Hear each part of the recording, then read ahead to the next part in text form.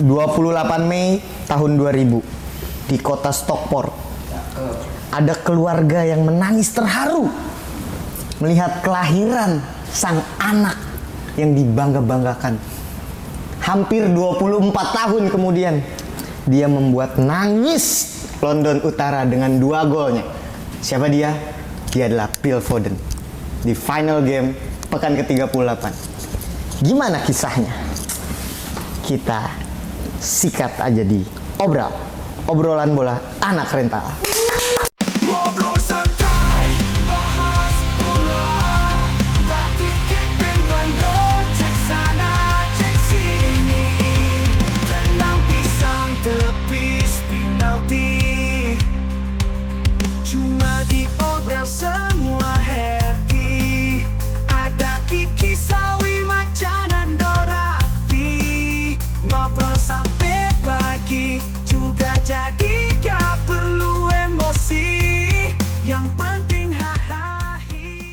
Phil Foden 2 gol ya, membuat buat lu menangis.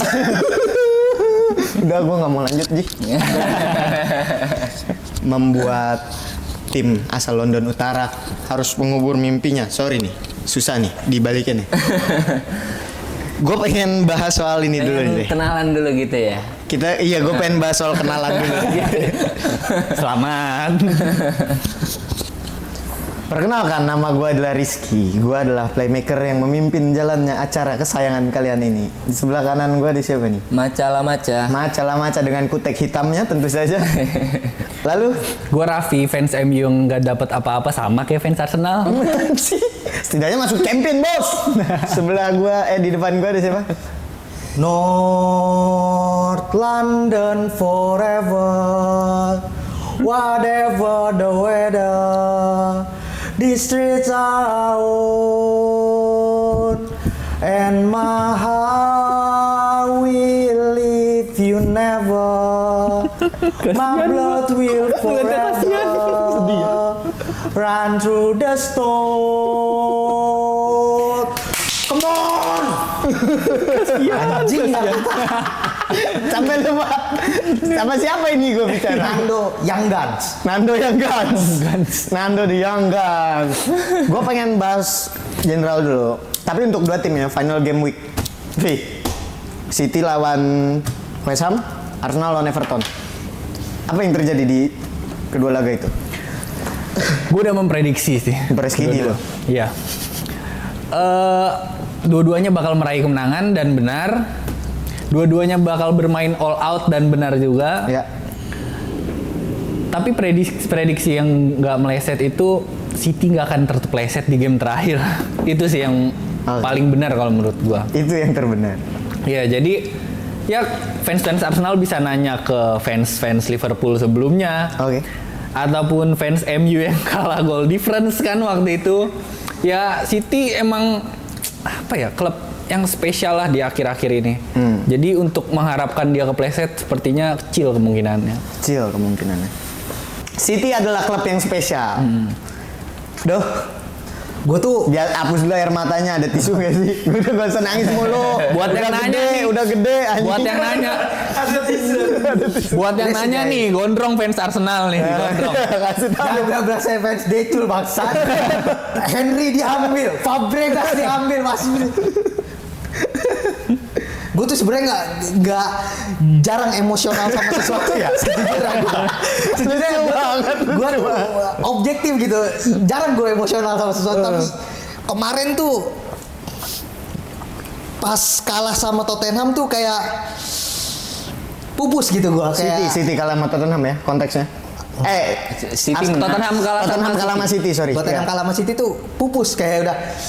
Ya kita bisa lihat dari video itu kok yang dulu. Jadi nyanyian tadi terhenti saat lawan Tottenham itu ya.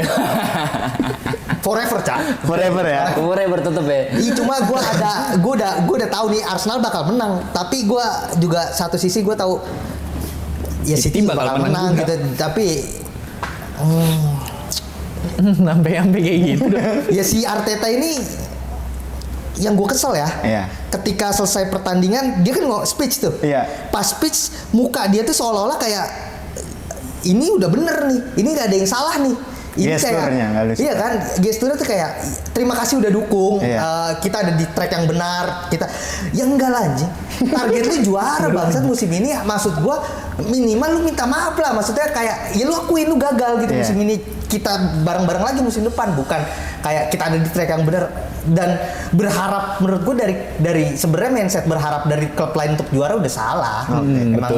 Memang juara itu nggak diberi, juara itu lu perjuangin. Diperjuangin. Dan ketika kalah sama Aston Villa ya lu buat kesalahan ya lu dihukum sama City. Oke, gimana Cak lu melihat final game week kemarin pertandingan skor akhir City menang 3-1, Arsenal menang 2-1.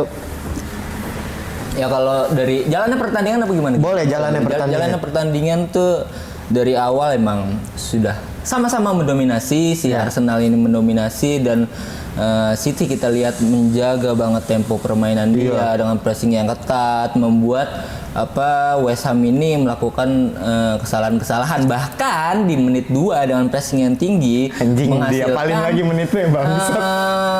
gol Phil Foden yang ala-ala banget Ki. Bener-bener City banget ya, City banget gol lah. ganteng banget. Arsenal udah juara padahal ya, Cak. Hah? 2 menit. Sebelum Phil Foden itu ya, Bi, ya. Karena spesial banget Ki menurut gua. Ini pemain ya papa muda ini Ya, makin Foden. ganteng sih. Dan di menit 18 dia cetak brace. Waduh. Kacau banget walaupun di akhir-akhir babak pertama kita lihat aksi spektakuler dari Kudus kan, berawal dari corner mampu membalas dan di babak kedua Rodri cetak gol ala-ala Papa Kill Kroos the itu. game, kill Papa Kroos nggak semua harus disamain kayak Papa Kroos. Ala-ala Rodri Papa sering Kroos kayak itu. gitu kok gol. Nah, itu ala-ala Papa Kroos tetap. Papa Kroos tetap, ya. Papa Kroos tetap. Kemudian di Arsenal. Arsenalnya? kita lihat dari awal juga ya lumayan tangguh gitu kan Ki. Evertonnya.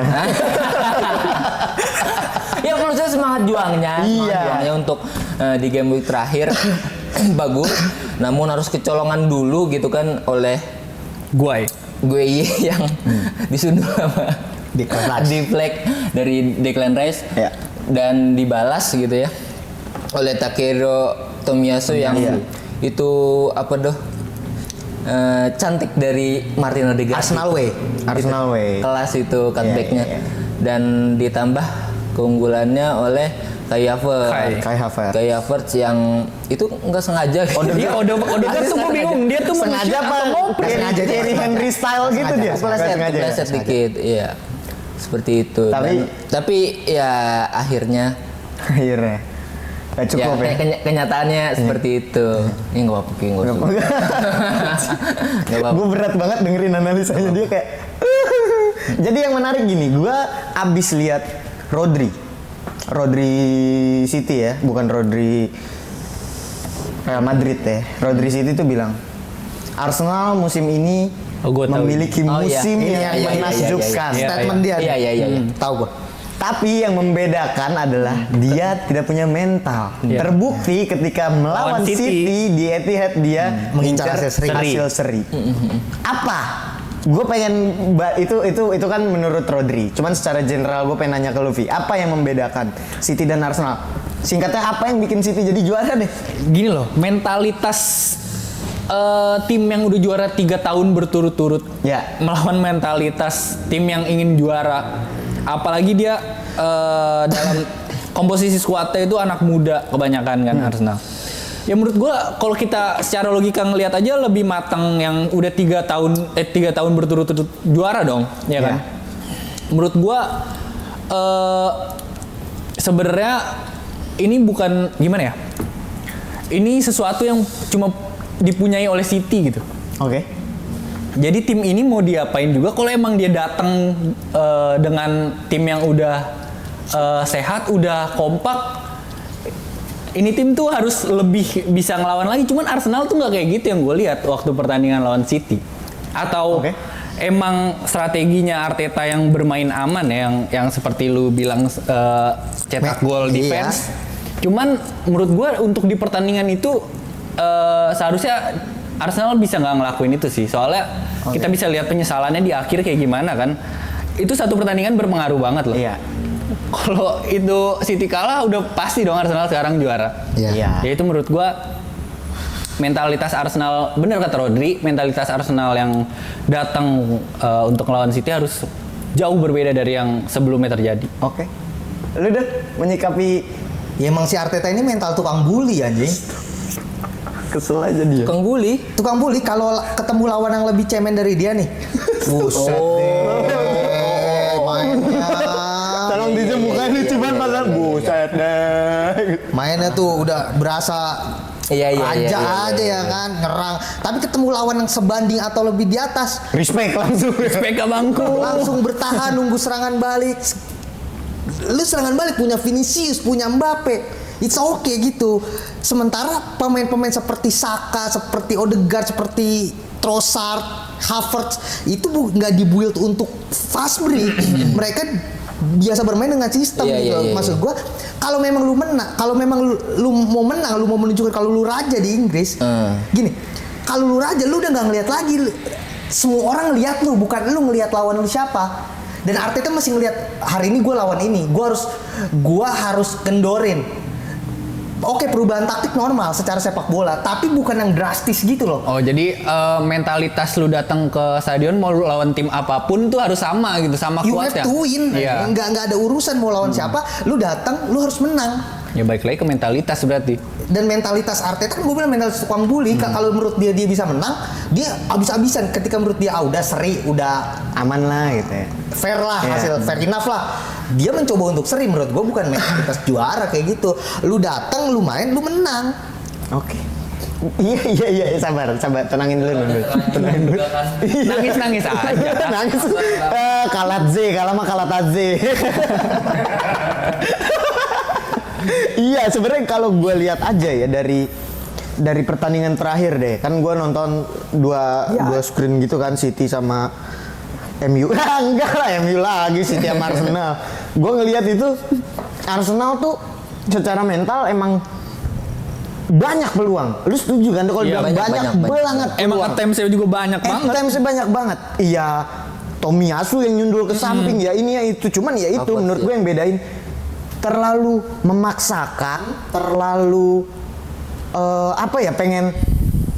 pengen ngegolin sampai kelihatan ya mental lu kurang. Iya, mental lu kurang sih kalau gue lihat gitu. Sampai ya ini kan ngambil contoh di match terakhir doang ya, dan di pertandingan 37 pertandingan sebelumnya juga ada kejadian-kejadian kayak gitu yang mungkin harusnya lu bisa menang jadi seri karena banyak hal-hal yang kayak gitu dilakuin. Nah, itu menurut gue mental Arsenal itu kurang lah. Kalau menurut lu yang kurang dari Arsenal banget apa, Vi? Itu mental, tetap balik lagi ke mental. Mental pemain Arsenal tuh nggak sebaik mentalitas main MU. Nggak, kalau itu nggak. Orang juga tahu itu bercanda nggak mungkin. Dan di game terakhir kehilangan Saka berasa banget. Oh iya benar, itu juga sih. Kehilangan Bukayo tuh hilang kayak lini kanan tuh mati aja. Martinelli kenceng tapi ya lu lari doang mau apain sih? Ya kan nggak mengancam gitu pergerakannya. Nggak ketika waktunya cutting side dia malah banyak kesalahan-kesalahan minor yang seharusnya bisa berpeluang ya. Bisa jadi peluang matang gitu. Iya. Gua. Oke, Cak, gua kan bahas soal apa yang kurang dari Arsenal. Ada yang menyoroti, beberapa pihak ada yang menyoroti transfernya, Arsenal, setuju gua. Karena ya lu jangan cuma tahu nama-nama besar kayak Havertz, Declan Rice, bla bla bla dong gitu. Lu juga harus tahu Fabio Vieira lu ngapain, Kiwior gimana, ini itu segala macem. Nketiah masih dipertahanin, dikasih nomor 14 lagi. Pusing banget gue sama Arteta. Menurut lu gimana? Thierry Henry. Emang udah nggak berharap itu? Enggak, gue berharapnya dia MU. MU ngincer. The next Marwan Camat kali dia. Marwan Camat. Menurut lu gimana? Rambutnya tajam banget itu. Nah iya, itu sebenarnya banyak faktor ya yang menjadikan Arsenal mungkin tidak menjadi juara dan City lah juaranya. Ya. Salah satunya ya tadi kedalaman squad gitu loh. Oke. Kedalaman squad kan itu berpengaruh ya dari transfer juga gitu Iya, kan. bener. Mungkin yang tadi gue pengen highlight selain mentalitas ya. Manajerial Industri ya kayak konsep bangunan dong. Iya, manajerial kejeniusannya sang Pep berbeda dengan Arteta gitu loh. Oke. Itu yang gue pengen highlight ya dari transfer ya dicontohkan seperti itu. Mungkin beberapa transfer di Arsenal tidak sesukses di City gitu. City benar-benar bisa dihitung jari, kayak siapa sekarang, Nunes doang yang nggak berguna. Iya. Calvin Phillips udah dibuang. Udah dibuang cepet. Dan ya itu kan berpengaruh juga maksudnya ke dalam skuad seperti City mungkin Grealish tidak perform tapi ada Jeremy Doku yang sangat-sangat Iya.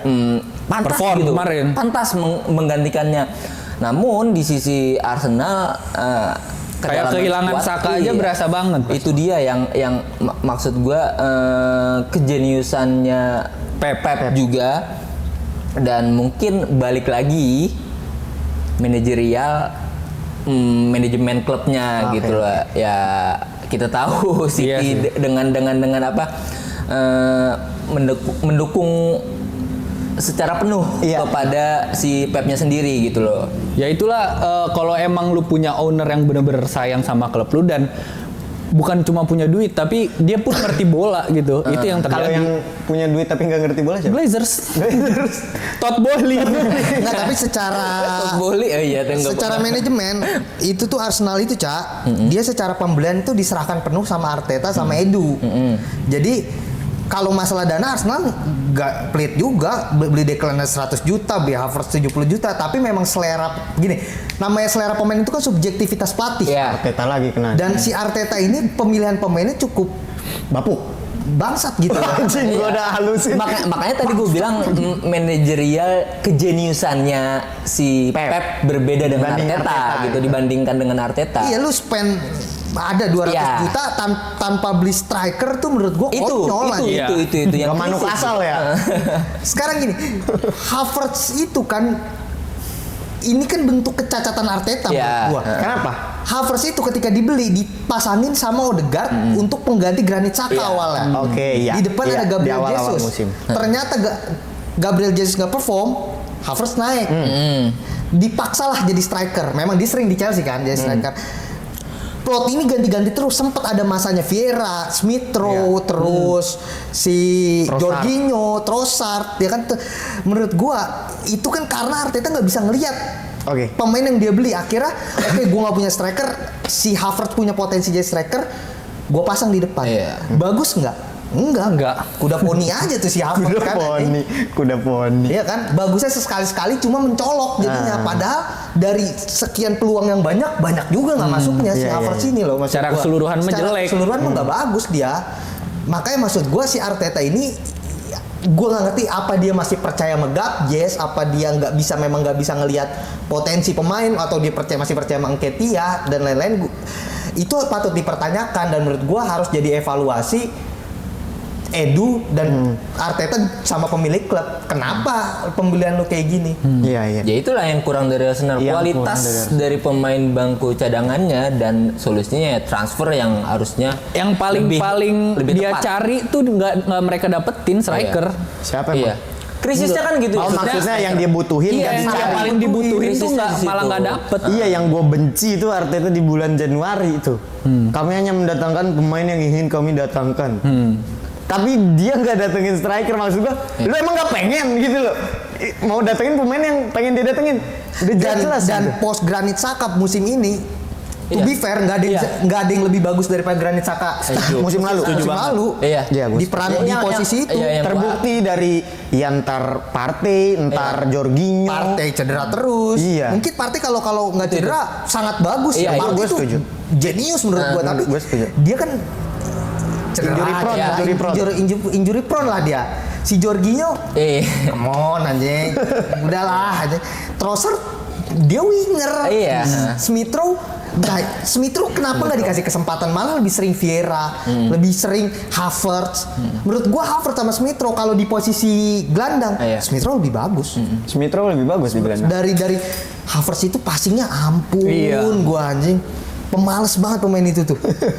Jadi bukan tanpa alasan netizen menjuluki dia El Klemer ya. Iya, loyo banget anjing. Tapi gue pengen menyoroti satu mungkin yang ya kemarin kan Gabriel Magalhaes cedera tangannya ya. Itu cuman ada angin segar mungkin buat musim depan masuknya Jurrien Timber. Kayak pemain baru. Kayak pemain baru. nih. Karena belum Karena pernah cedera main. lama banget. Iya. Lu melihat ini gimana, Cak? Jurrien Timber prospeknya apa potensinya buat di squad musim depan? Iya, tadi gue lupa highlight itu yang dibutuhkan Arsenal sebenarnya di musim ini. Di antaranya ya striker tadi, gelandang bertahan, Iya. dan pos di back tengah. Ya, kan terbukti kan tadi kehilangan Granit Xhaka dan tidak performnya Gabriel Jesus, jadinya Si Havertz nih nggak jelas. iya gitu. Dan untungnya tapi di posisi back tengah yang tadi gue highlight masih lumayan Si Saliba sama si Gabriel masuk Premier League of the Iya. Team Season of the dong. season. Untungnya Kalau kayak gitu nggak Onana ada- juga masuk dong. nggak ada injury dari mereka Untung, berdua, setuju iya gua. kan? Kalau itu udah injury, tiga-tiganya itu udah sebenarnya dibutuhkan banget kan tadi tiga posisi. Nah, dan nama Timber, lu kan suka Timber. pakai Timber tuh di FIFA tuh.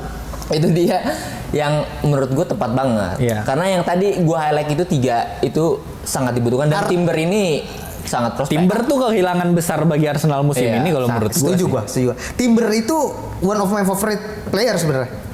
Timberlake kan? Kita ngomongin siapa sih? Justin Timberlake. Timberlake Mirror. Jurrien Timber. Paling terkenal, paling Iya, iya, terkenal iya, Mirror. Jurrien Timber lanjut dah. Dia salah satu pemain favorit gua lah. Gua yakin musim depan kalau nggak cedera ya, he's one of the best. One of the best. One of the best di lini belakang Arsenal. Bakal ditaruh di mana, Vi? Kira-kira Timber. Di bek kanan juga masih masuk dia. Bek kanan kalau masih menurut masuk. gua. Bek kanan punya Ben White menurut gua. Enggak. Kunci mati. Kapan lagi mau kepleset-pleset sama Rashford terus? Mau sampai kapan? Dia pemain kesayangan Arteta. Kalau menurut gue musim depan Timber enaknya di mana? Di MU. Karena semua pemain Arsenal yang gagal juara pindah klub juara. MU bakal juara musim depan. Jadi gitu ya simple ya. Saran untuk Arsenal ya bubarin aja itu tim. Semuanya kita sebarnya ke seluruh negara kan. Kalau Arsenal dibubarin, MU diapain? Enggak.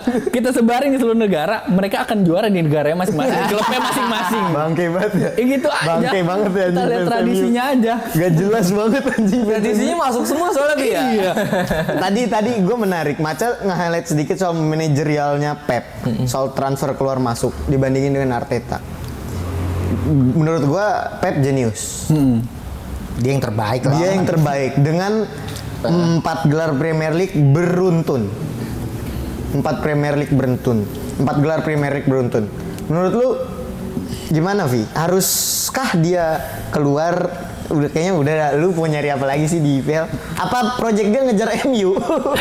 MU kan 20, City 10 kan? Lagi, sejauh ini belum ada rumor Pep pengen keluar sih. Dan gue juga nggak tahu apalagi yang mau dia kejar gitu. Namanya Pep, pelatih yang udah sehebat itu menurut gue dia yang dia cari itu bukan pengen juara apalagi tapi konsistensi sih pasti. Dia pengen terus nguasain, dia pengen ngejadiin Premier League seperti Farmers League yang Iya. yang akhirnya itu fans-fans IPL jilat ludah sendiri Jilat kan ludah gara-gara sendiri. Pep itu Iya, semua. iya. Ya menurut gua pun nggak ada Pep, City bakal tetap sama karena itu dia yang gue bilang ownernya ini nggak sekedar punya duit, mereka tuh ngerti cara ngebangun tim itu mereka ngerti dan itu jarang dimiliki owner-owner di tim lain. Oke. Jarang dimiliki owner-owner di tim lain. Menurut lu gimana, Cak? Pep Guardiola 4 gelar beruntun. Ya kalau prosnya dia keluar kan mungkin ya terlepas cuma ambisi pribadi aja gitu. Mungkin ya mencari peruntungan di mungkin seperti kembali ke La Liga, beresin Girona. Barca. beresin Oh, Barca. Barca. Itu kan salah satu tantangan ya sama aja lah kayak pindah ke MU gitu. Hal yang mudah kayak buat Pep. Kalau MU nggak ada yang nolong ya gitu. Harus minta maaf ke Pogba dulu tuh. Dukun Afrika kan Pogba ini dukun Afrika katanya. Harus minta maaf dulu tuh. Iya, jadi gitu ya cuma ambisi pribadi atau Ambisi pribadi. warisan. Iya. Ingin meninggalkan Legacy. warisan ya legacy di liga lain. Cuma kalau ya konsnya dia tetap di City ya banyak lah kayak didukung dengan manajerial yang kuat. Iya. Maksudnya idealnya pelatih jenius yang didukung oleh klub lah gitu. Oke. Udah ideal dia kalau untuk tetap di City gitu Ki. Lu dah, Pep udah 4 gelar beruntun. Seharusnya apa yang harus dilakukan? Apa terus ngejar MU apa? Nggak mungkin kalau ngejar MU. Ya, Nggak suka banget. tapi gue setuju kalau dia nggak akan pernah bisa sampai kapanpun City nggak akan bisa seperti MU menurut gue. Oh, ya? Karena ya gue fans Arsenal gitu, tapi siapa yang nggak pengen punya kapten kayak Roy Keane? Siapa yang nggak pengen punya sosok hebat kayak Van Nistelrooy dengan baju gombrongnya itu kan ketika dia berdiri semua orang udah kayak anjing, ini orang keren banget. Siapa yang nggak pengen punya pemain kayak Cantona yang attitude-nya. Karisma. Dan menurut gue sampai ujung neraka pun City nggak akan pernah bisa punya pemain-pemain seperti itu karena tim yang dibangun dengan uang dan tim yang dibangun dengan passion gitu ya. Beda. Lu bisa bangun tim dalam waktu puluhan tahun tapi lu nggak bisa membayar sejarah ratusan tahun menurut gue. Pemain-pemain itu muncul karena sejarah yang terbentuk. Ya lihat aja sekarang juga euforia City juara biasa aja. Biasa aja sih. Selalu biasa aja. Kalau Arsenal pasti wow. Mungkin nanti 20-30 tahun ke depan anak cucu kita bakal ngeliat De Bruyne seperti Eric Cantona atau Roy Keane, kita nggak tahu. Nah ini dia karena Kalau itu nggak akan menurut nggak akan ya. Oh, anjing songong banget. Tetap De Bruyne biasa aja sih kalau menurut gue juga kayak gitu. secara pemain hebat tapi Cantona selalu punya porsi spesial di penonton sepak bola menurut. Cantona punya porsi spesial. Gue pengen lanjut, cuman kameramen udah melotot mulu. Durasi. Durasi ya. Gue juga sebenarnya pengen lanjut, alasannya bukan cuma karena kameramen sih, cuman gue nggak bisa. Sedih ya? Mau kemana? Nggak bisa gue. Ada apa? Itu di situ. Padahal lagi seru loh bahas gajah yang di atas pohon ini. Anjing. Gue harus motongin babat anjing. Gue dagang soto, sorry ya. Dan nantilah kita lanjut lagi. Oke, Kalau oke, gitu oke, kita cukupkan dulu obrolan episode lagi-lagi Manchester City. Ji, nanti tolong judulnya si Gondrong menangis klubnya terpuruk gitu. Pakai emot tanda seru yang merah. Oke, kalau gitu sampai bertemu di obrolan selanjutnya, obrolan bola anak rental. Ngobrol santai, bahas bola, tak dikit dengan cek sana cek sini, tendang pisang tepis penalti, cuma di obrolan semua happy, ada Kiki Sawi Macan dan Dora Api, ngobrol sampai pagi juga jadi